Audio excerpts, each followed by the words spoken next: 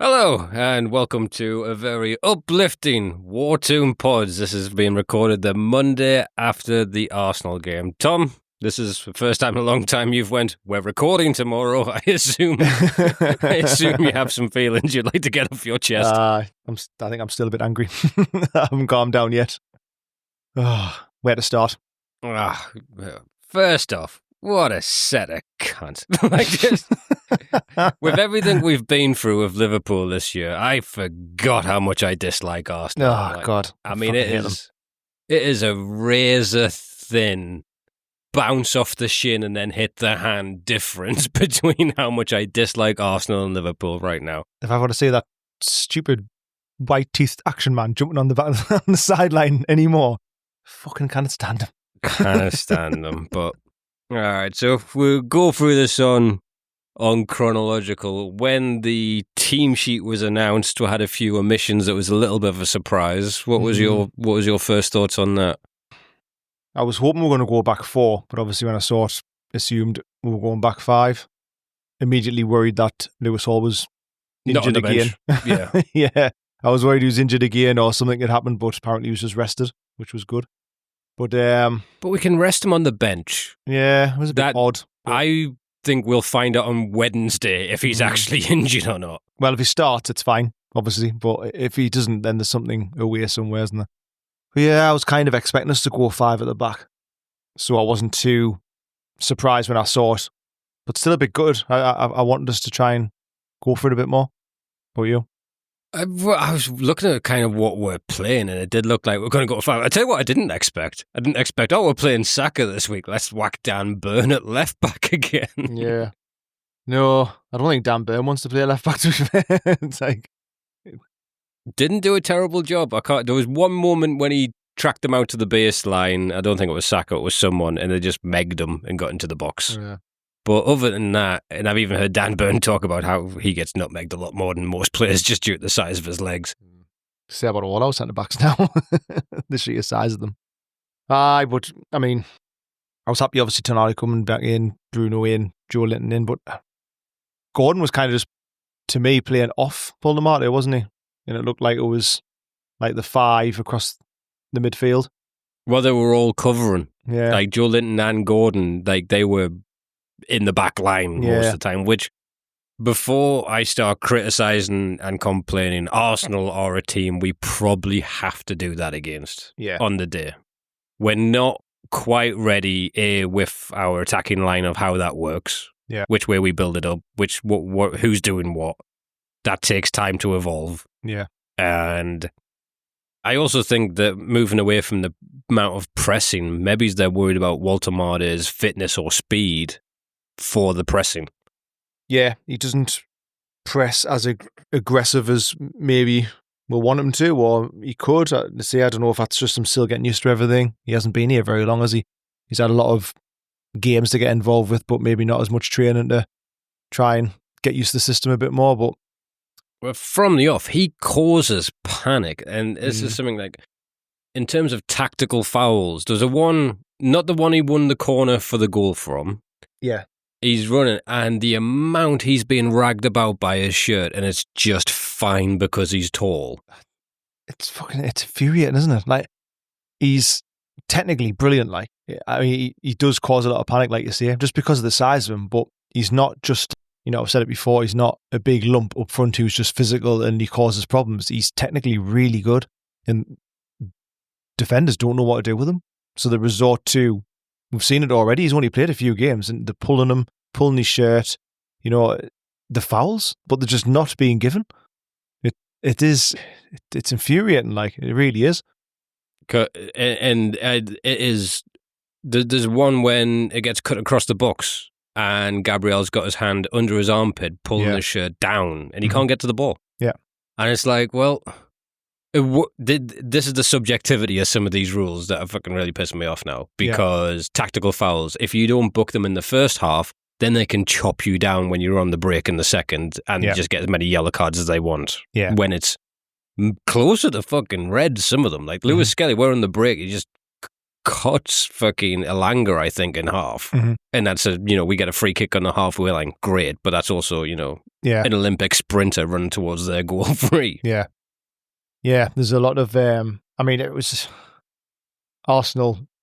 We've had some canny games against Arsenal, haven't we? And I think they were well up for it yesterday. We are their derby game. Yeah. Some of the fouls and stuff yesterday were just like, it was a nasty game, wasn't it? And not in terms of like high tackles or like hard tackles, just these little niggles and little like things after the ball had gone, and there was lots of that yesterday. It was a scrap. They were up for it, and I think, to be honest, for the first time I've thought it in the last few games we've played them, especially at our place, they were more physical and they beat us on that front, I think. Yeah, with maybe a bit of help from the referee and VAR, because some things for me should have been pulled up and they weren't, which was, again, frustrating. And I'm not, again, this is not to take anything away from Arsenal, because they created chances. Like, they played very well. Yeah. But we held on. Nick Pope had, for 85 minutes, the game of his life. Mm-hmm. Like, for that first section, for the first, majority of the game, I'm like, this is why Ramsdale's not getting a kick. His distribution's terrible, don't get me wrong, but this guy is pulling out saves from volleys inside the box. The header he tipped away. Even the one that became a penalty turned out to be a great one-on-one save. Yeah. That's the save in the first half. I think it was quite early on. Eze, left foot, like a half volley. Got down really low, quickly, round the post. I thought it was a definite goal. It was an unbelievable save. There was dinked out of the box to Jurian Timber, who he was filthy. Yeah. Over the defender, and he headed it inside the 6-yard box nearly, and Pope still gets down to it. I just thought he was fantastic. His shot stopping is brilliant, but his distribution is shocking, to be honest, isn't it? I mean, every time he gets the ball to his feet, I'm not confident he's going to put it anywhere that's going to benefit us. It's just going to be a clearance. Yeah. It's a massive. It is a kind of big problem, isn't it, for the way we play and the way we're wanting to play? It is a kind of big problem. But I think Ramsdale ships 3 goals there, so it's pick your poison. I think that's the problem we've got, isn't it, this season? He wanted a new keeper, clearly wanted a new goalkeeper, and someone like a Trafford, I think, will be a better shot stopper and a better goalkeeper with his feet than a Ramsdale or a Pope. We'll never know, because he's not going to play again. But we'll never know that now. The thing is, we've got Ramsdale in, which, great, he's a decent keeper. He is a lot better with his feet, but you're right. He doesn't save some of them shots that Pope did yesterday. So it's like catch-22 now. Where do we go here? Do we use them and hope that, with a pretty solid defence, we don't concede a lot of shots, and we just go for the fact that his shot stopping ability is good enough for the few shots that we do concede, where we've got the ball at his feet, which will help us distribution-wise a lot better, or do we stick with Pope? Personally, I think it's Pope's got the shirt currently. He was trying, because he had a long throw that nearly set us away. This is towards the end, at the depths of it, when it was 1-1, and then he just tried to get it. And again, we're going for it, the same as we did against Liverpool. Yeah. Beyond the 90th minute, we want to hit them on the break. We're trying to win this game, which is commendable. Yeah. Like, to shut up shop, and if Newcastle just held back, chance we get a draw. Maybe he's not, because they're getting 100 crosses into the box at this point. Yeah. And I agree with that attitude. That's the Newcastle mentality, where you want to try and win these games. Look at Crystal Palace against Liverpool. They went for it, as opposed to, just sitting back and hoping they didn't score. Yeah. But it's good old-fashioned saying, it attacks your best form of defence as well, isn't it? You've got to go for it. You can't sit back. You've got to go for them. It's not a saying we sort of threw out the game. We really soaked that one up. But I will say, before getting into the finer details of the game, the 3 teams to beat us have all been late. Yeah. Have all been by a single goal. And we're talking Liverpool, Barcelona and Arsenal. Yeah. I've got to hold our hands up and say, probably better squads than ours. I know. I think the next day, when you kind of sit with a calmer head, I suppose you think, 3 defeats this season, and they've come to Arsenal, Liverpool, Barcelona, all narrow defeats as well. None of them, we haven't been battered off anyone, have we? We haven't been really heavily turned over. So they're positives, but there's a lot of things that's a bit of a worry, though, isn't there? I think. Yeah. Yeah, I mean, if we were to lose on Wednesday, I think heads would roll a little, not roll, but fall off. Mm-hmm. I'm seeing Twitter get very angry, but that's Twitter. It was one of them games yesterday, though, wasn't it? There was a lot of things to come out of it. Right. I mean, let's get into it. Yeah, let's talk about this big tooth cunt at the back at Arsenal, okay? Because the thing that made me sick the most, right, and this is where it really shows the mentality of their players and what they're trying to do. Yeah. Walter Mader's goal, mm-hmm. a defender diving rather than challenging for a header, is sickening. Yeah. If that whistle goes from the ref, so it doesn't go to VAR to check. Yeah. There was never a foul in a million years. I mean, Gary Neville called, I think, on the commentary, didn't he, when you listened watching it? And he'd said, the defender thought, I'm not going to get this here, so my best course of action is just to flop on the floor and hope for the best, because I'm not going to get it. And that's basically what he did. There was absolute minimal contact. He barely touched him. And if we're going to start giving free kicks for that, then fucking hell, you're never going to get, every cross in the box is going to be a free kick. So that was never, ever, ever free kick, penalty, whatever. Brilliant goal. It was a good goal. I love it because he just got so much control of a header due to his height compared to what you would normally have. And he was wide open. His movement was good. He peeled back when the ball got recycled. Who keeps telling us that he's no good with his head? Because to me, he looks fucking fantastic with his head. Yeah. I'm looking forward to see him shooting with his feet someday. He's had 2 shots on target, I think, at Newcastle's career, and he's scored 2 goals. I mean, that's pretty good, to be fair. Yeah, it's not bad. I mean, play to his strengths, chuck the ball in the box and get his head on it. But I do think, like I say, technically he's fantastic. So with his feet as well, his link-up play, I would like to see him try and get on the end of things a bit more. But I don't know if that's his game. I don't know. I think he's still settling, isn't he? He had another moment, a bit like the Harvey Barnes chance he created against Wolves, where he just dinked it over the defenders, and it's just like, it's a different thing for them to deal with. And I want him to have the same rules applied to him as what is to a regular player. Your height does not determine what a fucking foul is. Yeah. And just to have these 3 big centre backs who are only 2 inches smaller than them. Mm-hmm. So you're not like, it's not like an NBA player playing against me and you're like, oh, that's, what else are you going to do? This is someone who's 2 inches taller than them, and they're just able to rag him to the ground, hold them down, and it's just like, oh, well, he's big, he should be able to handle that. How is that a rule? How have we not got a penalty against Bournemouth, and how are we not getting free kicks and bookings for tactical fouls, because a shirt pull is meant to be a booking, on all these defenders? Well, we'll go on to the next thing there. So obviously after that had happened, and Gabriel was so pissed off about the fact that he didn't get a free kick, even though it wasn't a free kick, and then he blatantly just ran over, looked at him, and pushed him in the face. Yeah, it's like the palm with a closed fist, wasn't it? Out of nowhere. And he clearly runs over to him. Voldemort is not even looking at him because he's nowhere, there's no need to. And he just pushes him in the face, like push/punch in the face. Like, how is that not being picked up? Right. You can see, like, it doesn't take an expert to understand the intent there. If you've played the football at any sort of level, you understand he's pissed off and he's went out to try and get him with something and try and put a mark on him. Like, a blind man can say that. And he's done it on purpose. He's looked at him when he's done it. How is that not picked up? I bet, because I've watched that Arteta documentary, the Arsenal thingy. And the guy's a fucking weirdo, by the way. Yeah. The All or Nothing, I think it is. I refuse to watch it because I can't stand them. Oh, the guy, like, there's one team talk where he's talking about how he met his wife and he had to separate her from a pack of friends so he could get her alone. It's really creepy, but he's trying to give it as an inspirational talk of how they need to score a couple of goals past Fulham. Sounds like the police might want to work with him. Oh, man, he is a fucking psychopath. The fucking narcissist.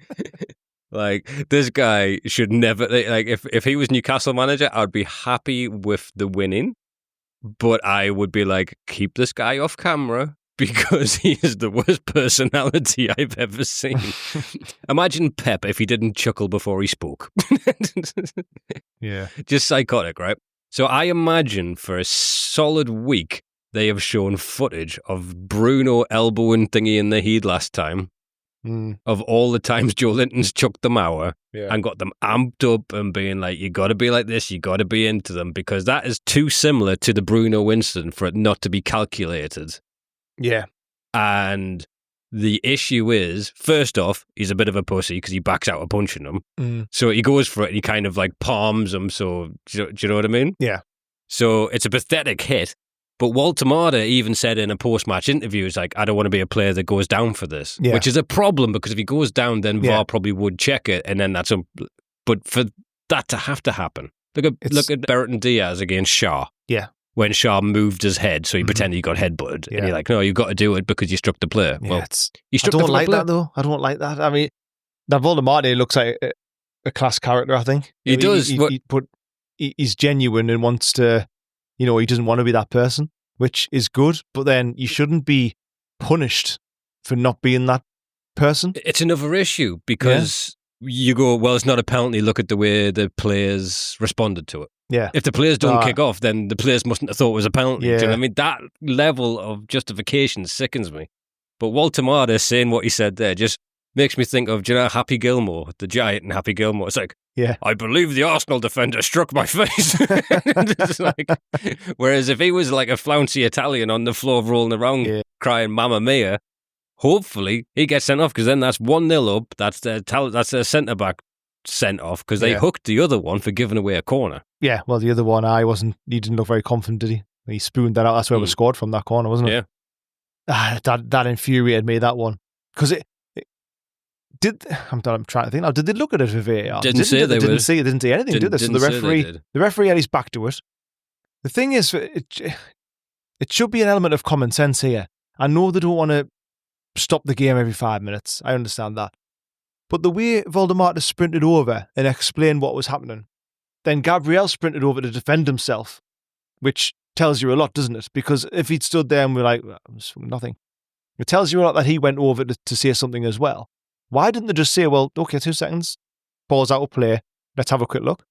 Because he's got to rely on VAR to tell him.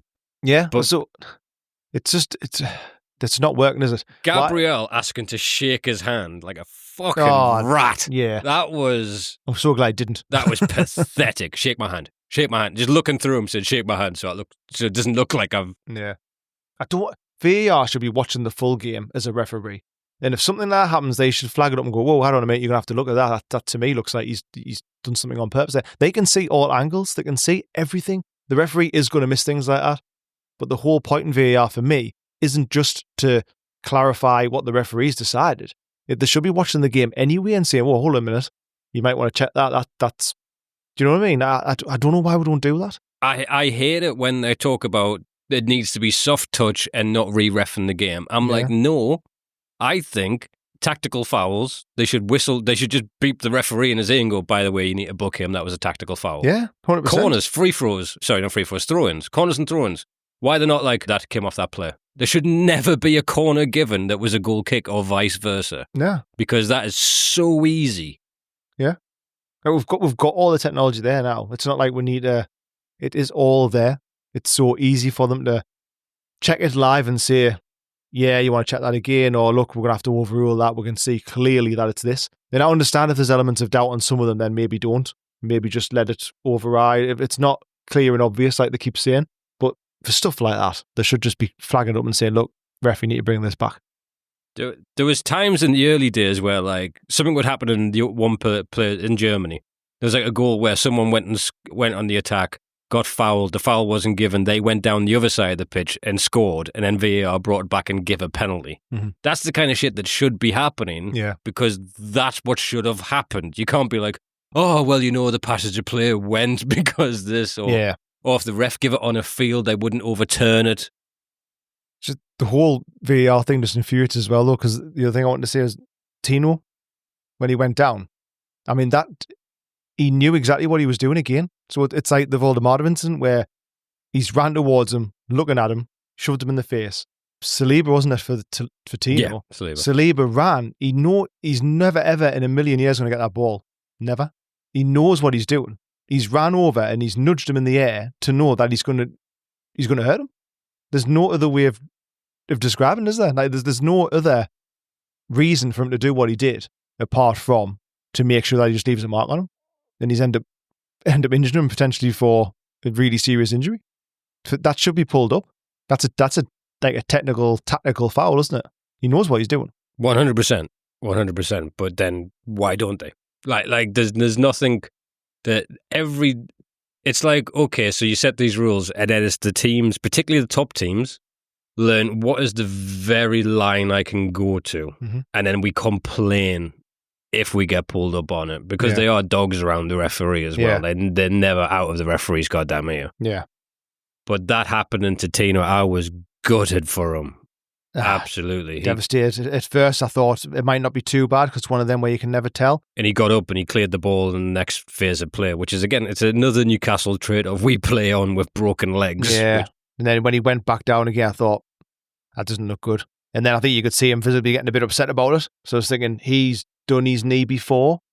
So this isn't, do you know what I mean? Mm-hmm. I don't know if that's a good thing or a bad thing. If he knows exactly what it felt like last time and what it was like, does he know he's had he's some done big it injuries again? I just hope it isn't as bad as that and it's not an ACL and it's something like ligament damage, which is like, a couple of months or a few weeks. It was a bad landing, that. I know. But we have seen that happen before and it's not as serious as we thought. Yeah, he could just be in a bit of shock with it. Yeah. I can't remember who's done it before, but someone's done it before and it's not always an ACL, but then again, with them doing it before, does that make you susceptible to do it again? I don't know. I just hope he isn't out for long because he played well yesterday. He's a massive player for how we play.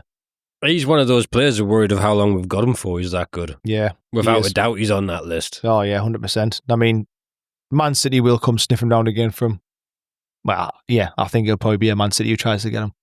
Man City, I wouldn't be entirely surprised. Liverpool, Possibly. Arsenal are well stocked, but he's up there. He's incredible. He is. He played well again yesterday. I love when he drifts into midfield as well. He's really comfortable. He's happy doing that, and he just goes past people so easily.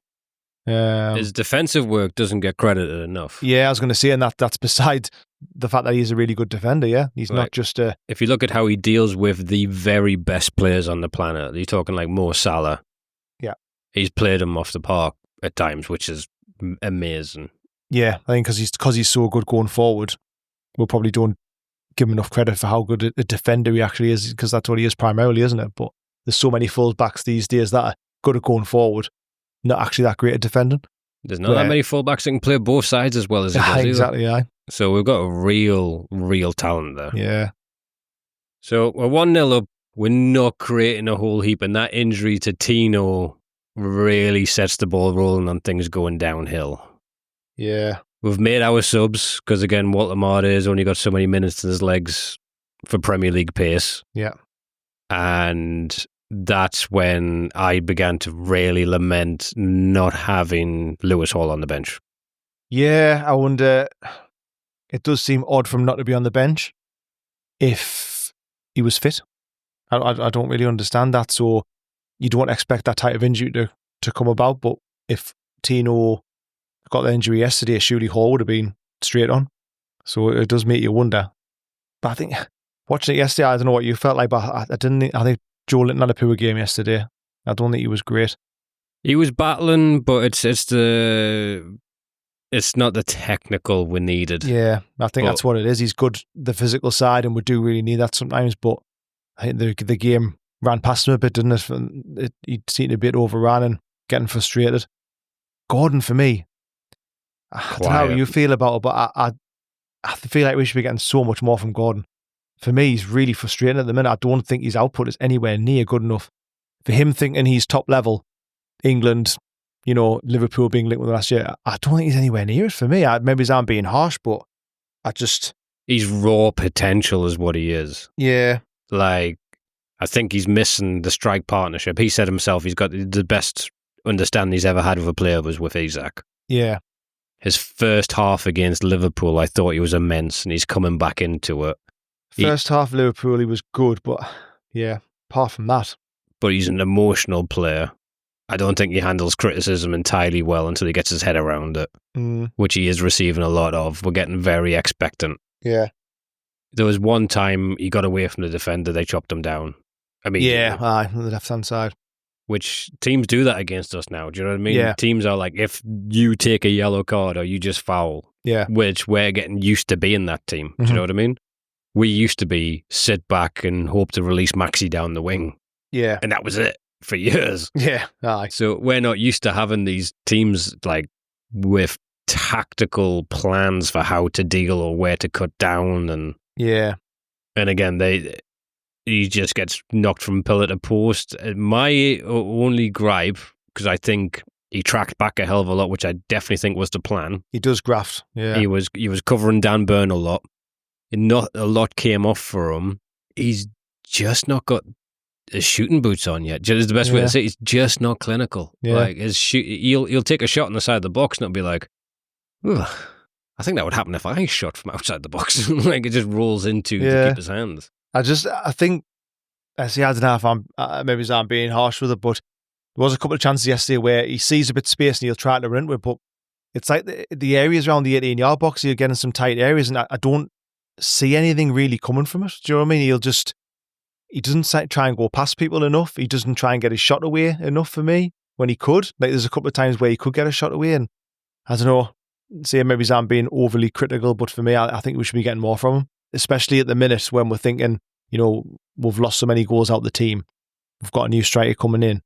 I think I need to be seeing more from him. Like, but he's best served high press and aggressive last line, whereas we've switched that because they don't have we mentioned a lot the patterns of play. Yeah, we don't have that in sync at all at the minute. No, definitely not. Because I can't wait to see a game where we have majority possession and we have Walter Maida on. Do you know, like a low block pin back, and we're pinging balls into him to and from over the sides, cutting through. Aye. I think that is what I'm excited to see, because that's what we struggled with last year. But now we're struggling with what we were good at last year, which is hounding front foot against big clubs, shocking them. Yeah. Yeah.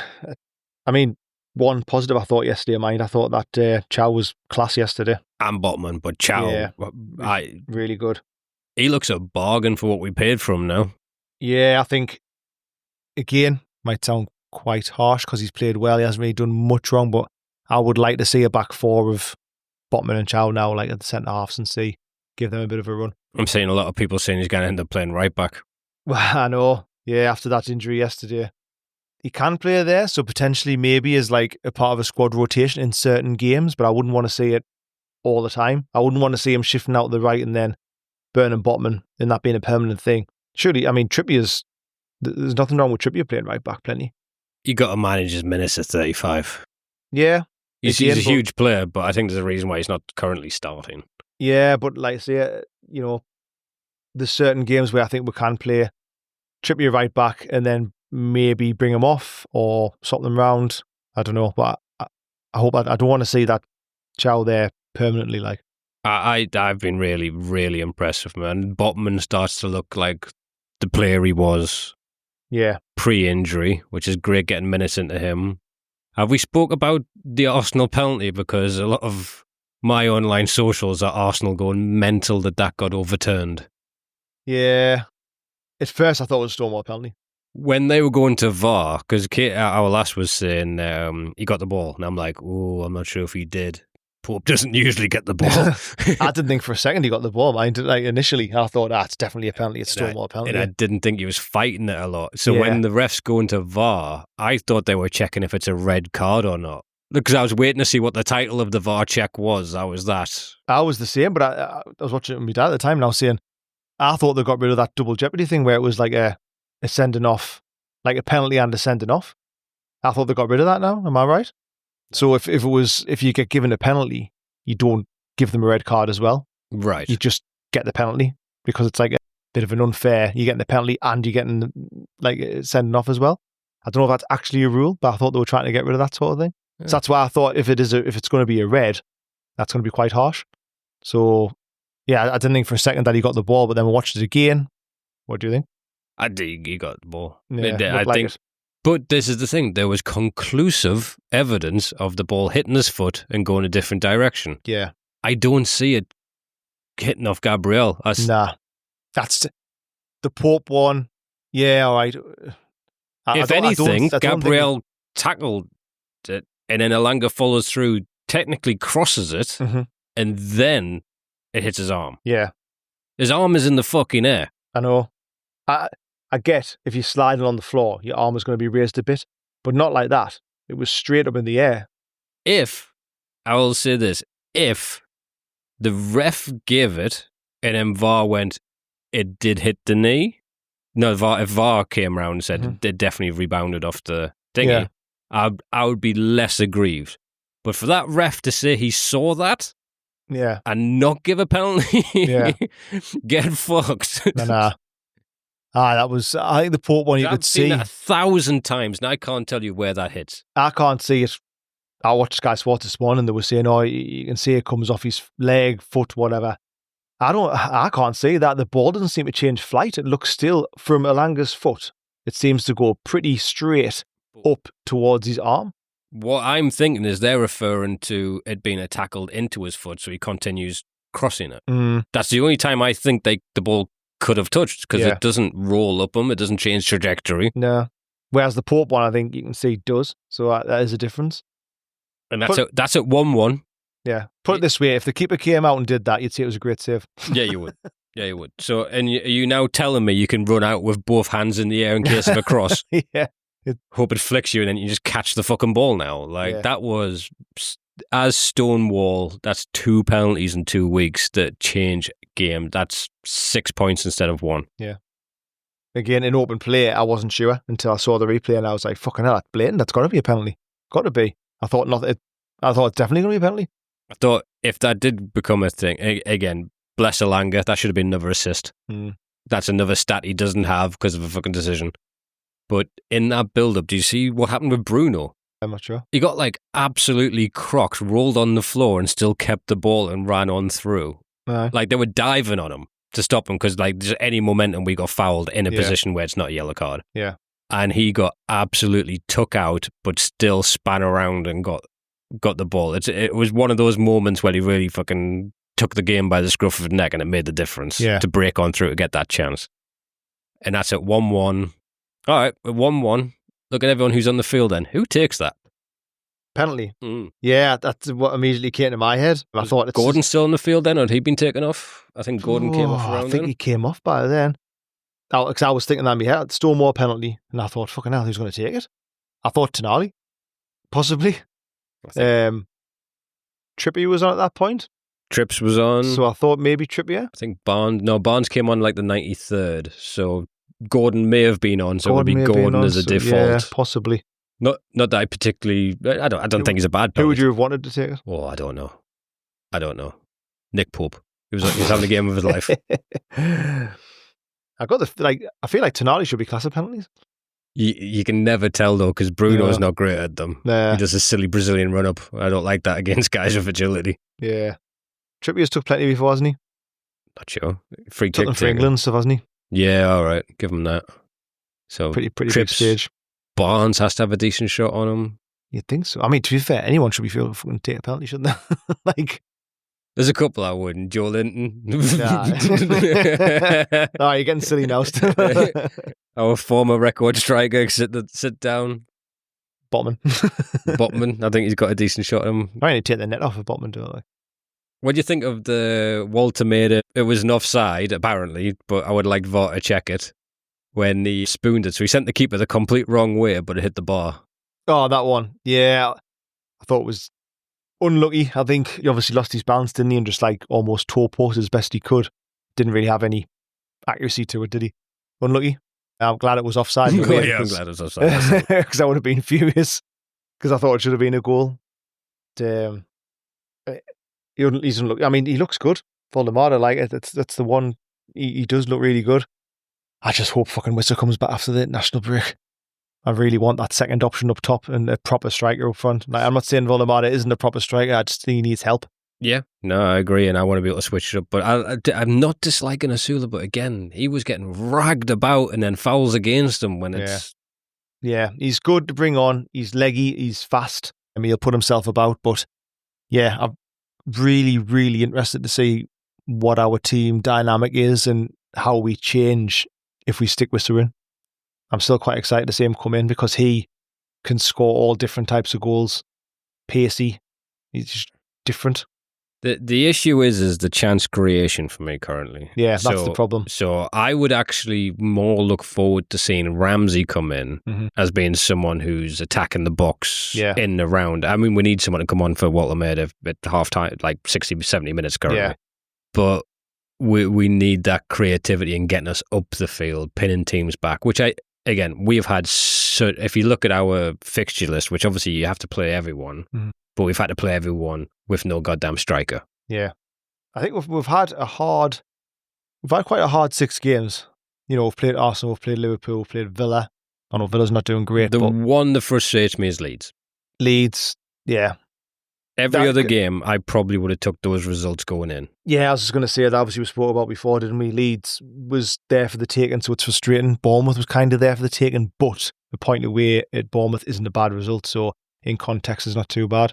That's why I don't want to get overly, fucking critical about it, but I think, do you think we're over complicating and overthinking how we're playing at the minute because of Oldemade? Not as a negative, but just like, if we'd had Visser since the start of the season and chucked him in as a direct Isak replacement, think would have created more? Do you think they're overthinking do you know what I mean? Like the wingers and... I'm not sure because Visser needed a pre-season as well. Yeah. Well, I suppose he is that fitness-wise, yeah. I just mean for the style of play. And luckily, Liverpool can afford to wait for Isak to get ready. Yeah. Because he isn't. He hasn't had a pre-season like Visser. I think we'd have similar issues with Visser. Yeah.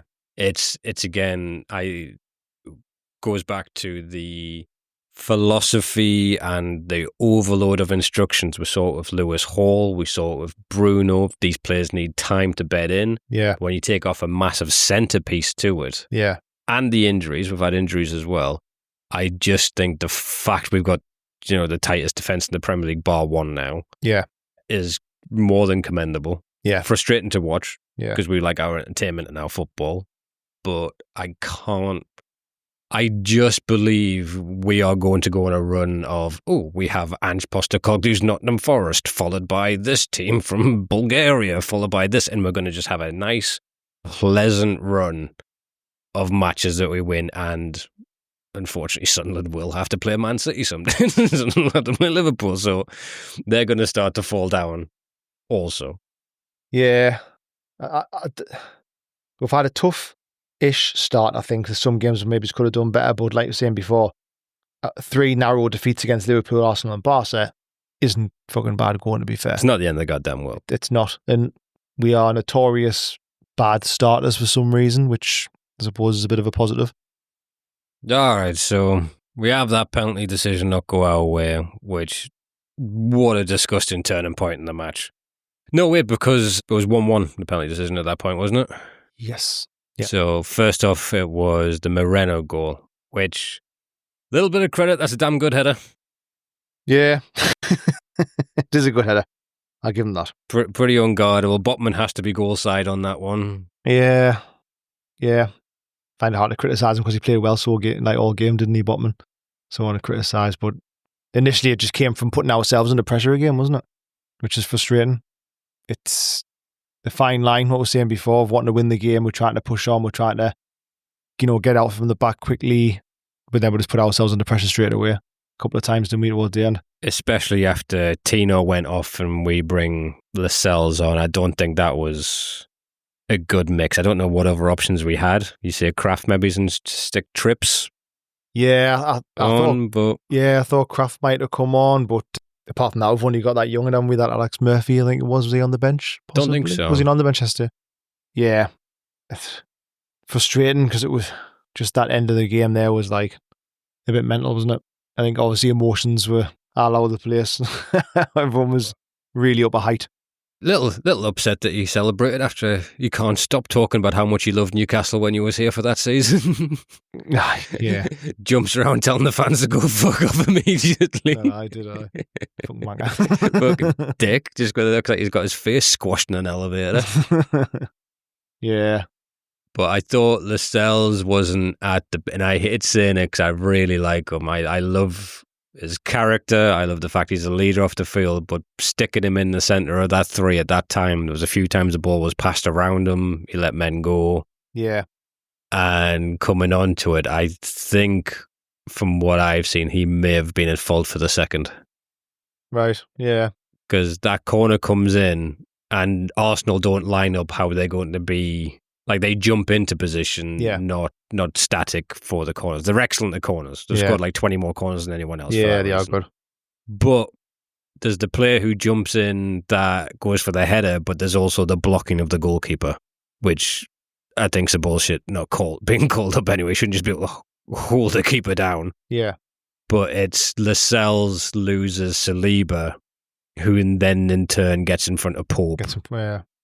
I mean, there's about 4 people on it. It's amazing that ball gets to Gabriel for the header itself. Yeah. But that was another classic. Tommy Attle text 10 seconds ahead of a good 35 seconds ahead of my feed. Yeah, so I'm like, sorry. Is he complaining about the goal? The fact he didn't get a penalty? No, they've got a corner. No. Let's go from this fucking corner on.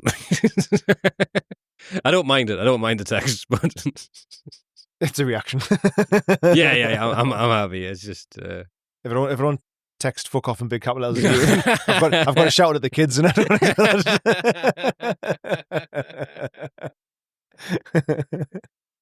Nah, I'm in a WhatsApp group with our lass and her sister, and I will message during the games, but usually I only get a message during pivotal moments of the game. Aye. So I'll get a message of, like, they're literally just pleasantly discussing the match or their own opinions, but it's not decisive. So, like, I'll be sat there and we get a free kick and I get a buzz, and then KJ will have to go, "Oh, that was me." I'm like, But again, Mourinho, after the match, they talk about, corners, keep trying again. He goes, "It's not just about the corners, it's about our mentality." And I was like, fuck you. Fuck off. Fuck you. That's what I think of you, fucking Mourinho. Your mentality. Mentality monsters now, are we? We slap players in the face and... fuck off. Yeah, that's one thing everyone's praising Arteta for on the sidelines, is goddamn fucking mentality. Yeah. And it had to be Gabriel. It had to be him. I know, exactly. It could have just been Saliba and we'd be bitching about Gabriel blocking the goalkeeper. But no, it had to be him. Yeah. There's no words. I was just like, I had a feeling it was coming. I did, because you told me 35 seconds ahead. I had a real feeling it was coming. It's just so fucking frustrating. It was that far ahead of my feed that I'm even going like, do you know if like you're really annoyed and you score and you just go, fucking have that. Maybe at me, no, it's not that. I thought mine must have been about neither of those, fair, but no, I just thought it was going to come. I just had a feeling. The changes we had to make, felt like we got a bit tired. We didn't get many chances. We had like Murphy through on goal and he got caught by Rice. But again, that's not his game. No. Yeah, you don't think Murphy's going to run from the halfway line and get it past the keeper at any stretch? To be fair, he did well with it though. It was a good 1-2. Kept his run going. Unfortunately, I was kind of hoping he could have played it across and then somebody else would have been backing him a little bit, but that's a harsh criticism. Minimal chances. Yeah. I just thought we deserved better from that. And if it wasn't for how awful they are as people, and by that I mean Arsenal and all of their fans, I would feel less aggrieved. Yeah, there's a lot of people saying who were at the match saying that the away fans were booing Tino when he got stretched off. Yeah. So that just shows you, tells you exactly what you need to know. Oh, I can't say that. I wouldn't be. You're telling me Alexander Isak's lying on a stretcher? Like, that's what? Just picture that. St James's Park next season. Alexander Isak is just lying on a stretcher crying. Is it strapping up? What is 55,000 people doing? if we're going to play devil's advocate there, we're going to like. But Tino didn't do anything wrong. Yeah, Tino didn't do anything wrong. Yeah, I know what you're saying. But I say it. Everyone likes Tino. He didn't do anything wrong. I'm gutted for him. I'm gutted. Well, hopefully we'll find out today how bad it is, and hopefully it isn't too bad. Eddie Howe's not going to be honest on that. He doesn't want Union SG to get any kind of march on our tactics. He'll be doing a weekend with Bernie's with Tino Livermento in the press conference.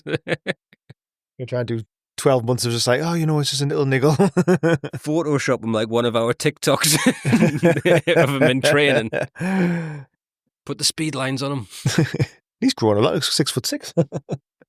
Aye.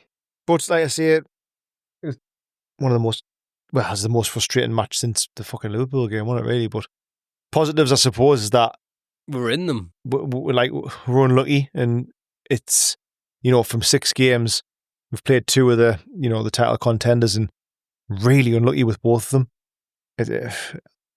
We need to sort our attack out. It's not clicking at the minute. We need to figure out a way of creating more chances. Otherwise, we are going to struggle. But I've got faith in Eddie, faith in how to sort it out. 100%. Do you think we start sorting it out for Wednesday's game, Champions League? Do you think that's the turning point? Yeah, I've got a feeling we can get a result over there. I also think that's a big part of it, us trying to get used to 3 game weeks. Yeah, it is. Which, again, we spoke about saying we have to squad rotate because that's what we've bought more players for the squad. We've got to. So there will be changes again midweek. And then we've got, just looking at the fixtures there, we've got Forest home next. That's going to be a massive game. We need 3 points against Forest. Forest have struggled lately. Obviously, Mackham's beaten the other day. Ange Postecoglou has came in and not won in 5. I hate it when they start saying he hasn't won in this many games because then it almost galvanises the team a little bit. Yeah. But and with that team playing a high line, we've got to do something against them. I'd love to think so. We've got to start creating chances. But at home, I fancy us. Again, I think he's going to change it during the week and then he'll change it again for the weekend. But I fancy us to get 3 points on Wednesday. I do. I feel like we'll be up for it. I feel like we can beat them. Not that I know a lot about them. They look like they're doing all right in their league. I have had to just look them up. They have beaten Genk this week. So yeah, they look like the top of the league. So watch out, lads. And the only player I recognise, I think Sherpen is a goalkeeper I've bought on FIFA because he's tall. And Boufal. That has shown my ignorance because I don't know Union. Well, the main centre-back won't be there, will he? Who's that? He won't be at the flight. Ken McAllister.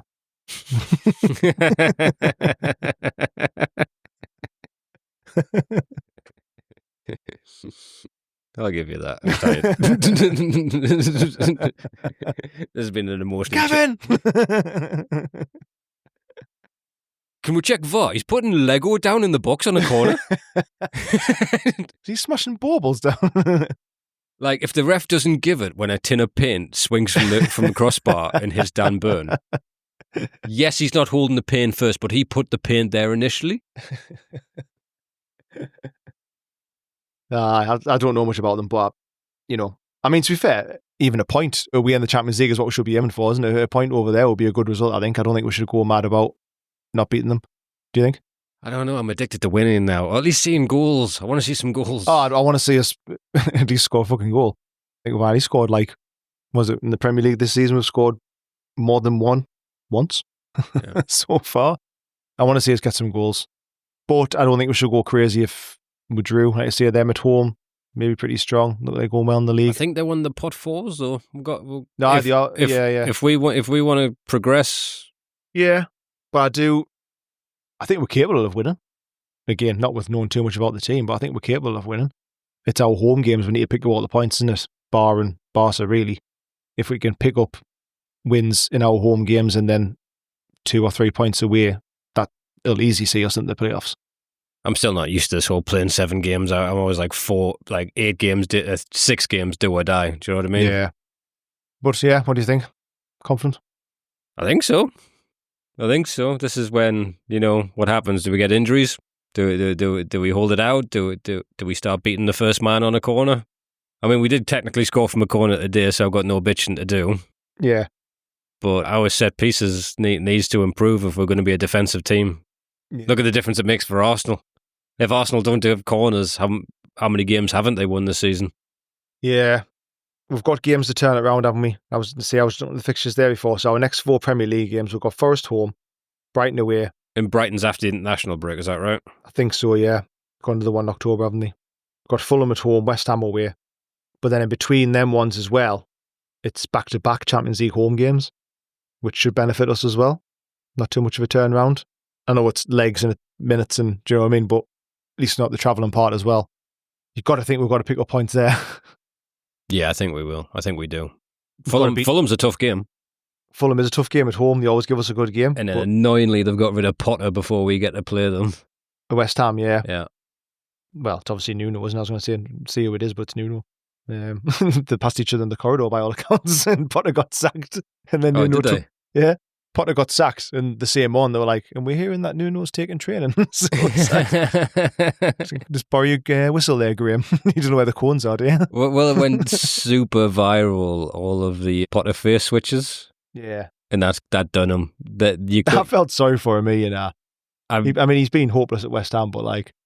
It's such a fall from grace. It's unbelievable. Because he was like, again, Brighton flatters to deceive. Yeah. They've had players move on and not perform. It took Cucurella 3 seasons to look like a player again. Yeah. Caicedo took a little while, didn't he, to come good. Yeah, he's been unlucky. And from going there to going to Chelsea to just not being accepted. Mm-hmm. And then West Ham's a bit of a dumpster fire, really. It's not an easy job. What you need to do is be defensive and minging and hard to beat, which I think they are going to do. Mm-hmm. Yeah. So there's definitely winnable games coming up. We're going to have to start winning some. We're going to have to start creating chances. I think defensively we look pretty good. I had a mate who was at the Man U game, the Brentford one, and he's finally admitted that Amarin needs to go. Yeah. And I'm like, no. Every team needs to be able to play against Man U once for the integrity of the league. Because this guy is the fucking worst, and it's brilliant to see, as a little positive. to wrap it up there. So, all right, and Tom, give us a score prediction there, buddy. Wednesday night, I'm going to go 2-1. 2-1. I'm going to solid 3-0. Whoa. Walter Mardy hat-trick. Smashing the goals in. None of them with his feet. And then we're going to be like, can he score with his feet? Has he got feet? All right, please, we've got a load of content currently TikTok and Twitter to find us, and also YouTube. So if you look for War Tomb Pod across any socials, follow, like, subscribe. Really appreciate you guys listening, and we'll be back for another episode soon. Do you want to commit there? Yeah. I'm just when we feel like it. All right, no, we'll be back soon. Thank you very much, guys. Cheers.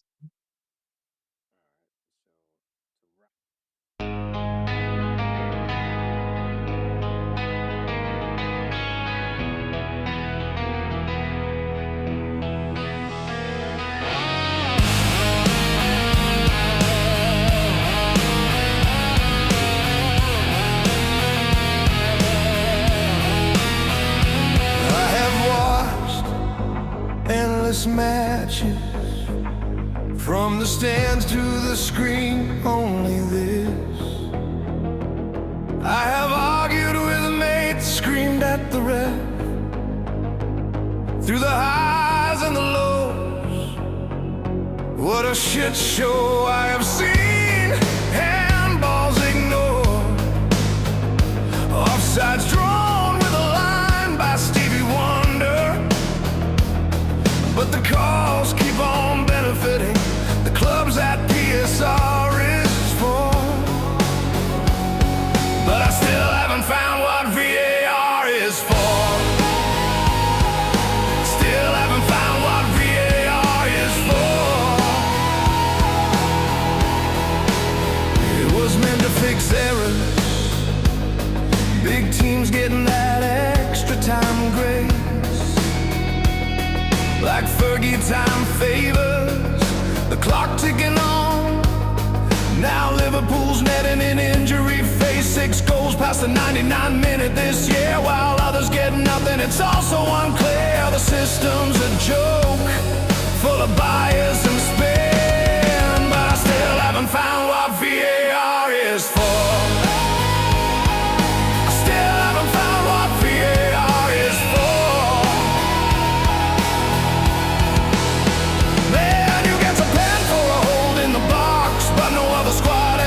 Call draw, Walter made elbow right in the face. No check, no review, just move on with the pace. Arteta's complaining if overturned, he cries foul. Referee in the game with a scowl. But if he don't get it, it's a disgrace. He declares the creepy little man can shove his light bulb. Team talks up his arse.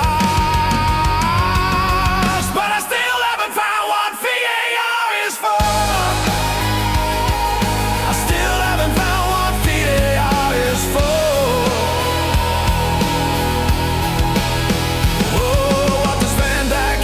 See a red card coming, murder on pitch. It's getting absurd if the ball goes in and the badge is red. Club watch They check it 19 times for a replay, but Gabriel slaps a cross clean away. Not a clear and obvious error, they say. Haven't seen a corner where Arsenal don't cheat. Solid but can stab the keeper's feet, and they'd shrug it off. Nothing in it complete. You promise fair play, but it's all upside down. Inconsistency is reigning, wearing the crown. I've searched through the rules, through the tech and the screens, but the heart of the game is lost in between. Yeah, I still haven't found what VAR is for. What VAR is for.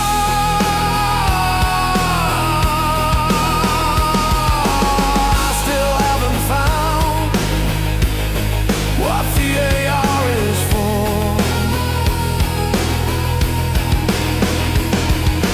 Highway the last. Fuck the cartel. Listen to War Tune Pod, available on all platforms.